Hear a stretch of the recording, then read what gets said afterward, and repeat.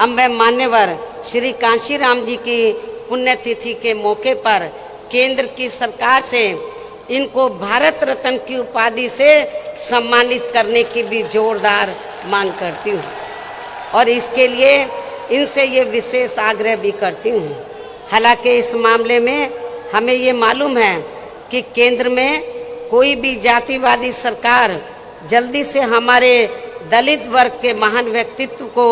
इस उपाधि से सम्मानित करने वाली नहीं है। और इस संदर्भ में बाबा साहब डॉक्टर भीमराव अंबेडकर का खास उदाहरण आप लोगों के सामने है।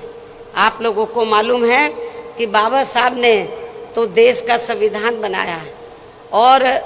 जब केंद्र में अंग्रेजों के जाने के बाद कांग्रेस सत्ता में आई, राज्यों में भी रही, तो कांग्रेस की जिम्मेवारी बनती थी कि बाबा साहब को भारत रत्न की उपाधि से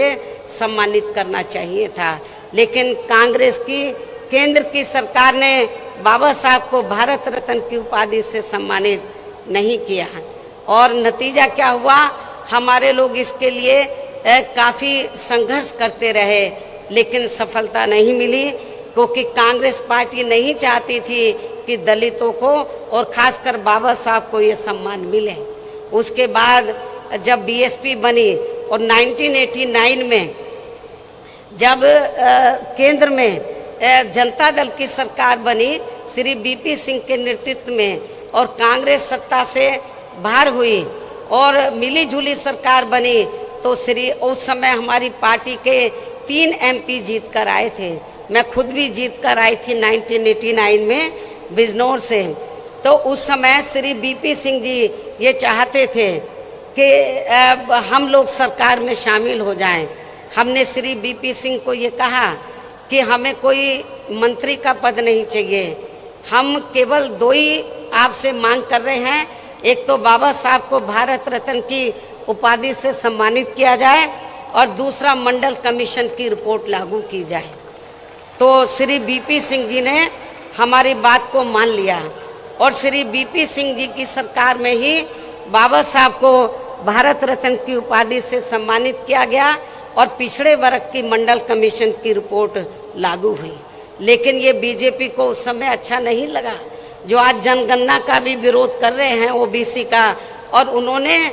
श्री बीपी सिंह की सरकार ज़्यादा दिन नहीं चलने दी और उनकी सरकार गिर गई। इसलिए अब चाहे ये पार्टी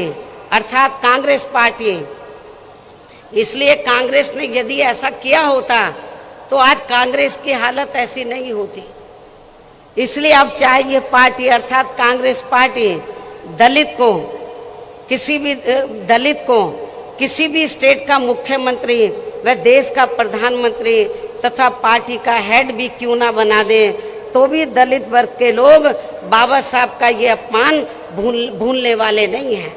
इसके साथ ही पिछड़े वर्ग के व्यक्ति को भी ये सभी महत्वपूर्ण पदों पर भी क्यों ना रख लें, तो भी इस वर्ग के लोग कांग्रेस को जल्दी से माफ करने वाले नहीं हैं, जिसने केंद्र में अपनी सरकार के रहते हुए इनकी मंडल कमीशन की रिपोर्ट को लागू नहीं किया था। इसी प्रकार अब कांग्रेस पार्टी किसानों के मुद्दे की आड़ में खासकर सिख समाज को लुभाने के लिए कितनी भी नाटकबाजी क्यों ना कर ले, तो भी देश में सिख समाज के लोग कांग्रेस के राज में हुए सिख दंगों को आसानी से भुलाने वाले नहीं हैं। संक्षेप में अब मेरा यही कहना है कि केंद्र में जब तक जातिवादी सरकारें चलती रहेंगी, जातिवादी मानसिकता वाली सरकारें चलती रहेंगी, तो तब तक यहाँ दलित वर्ग के महान व्यक्तित्व को आसानी से भारत रत्न की उपाधि से सम्मानित नहीं किया जाने वाला है। लेकिन फिर भी